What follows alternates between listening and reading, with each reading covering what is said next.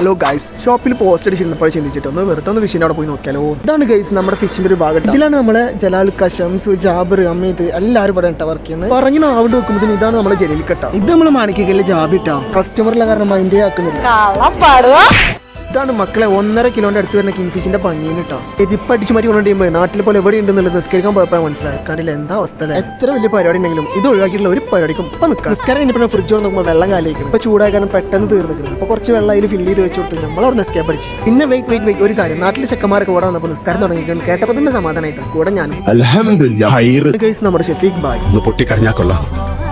എല്ലാവരും ആശ്വാസം എന്റെ മുഖത്താണ് നോക്കുന്നത്. അങ്ങനെ ഒന്നും പോകേണ്ടപ്പോൾ എനിക്ക് വിഷമമായി. ഞാൻ അവിടെ നിന്ന് പോയി. നമ്മുടെ കടയ്ക്ക് ആര് ബീഫ് എന്ന് ചോദിച്ചാൽ ഞാൻ ഫസ്റ്റ് മൂപ്പറാളെ ഏൽപ്പിച്ചു കൊടുക്കട്ടെ. ബിക്കോസ് നല്ല ബീഫേ കൊടുക്കും. അതുകൊണ്ട് എന്റെ ചാർജർ ഞാൻ യൂസ് ആക്കുന്നേക്കാളും കൂടുതൽ ഇർഷാദ യൂസ് ആക്കിണ്ടാവും. 95 ആയി കണ്ടു കഴിഞ്ഞാൽ അപ്പോൾ വീണ്ടും കൊണ്ടേ കുത്തിവെക്കും. ജിമ്മുറുട്ടൻ കല്യാണം പറയായപ്പോൾ ഒന്ന് 5 അതും പറഞ്ഞപ്പോൾ ഒരു പോലെ വേണ്ടില്ലേ. സോ ഗൈസ്, ഇത്രേ ഉള്ളൂ. Okay bye.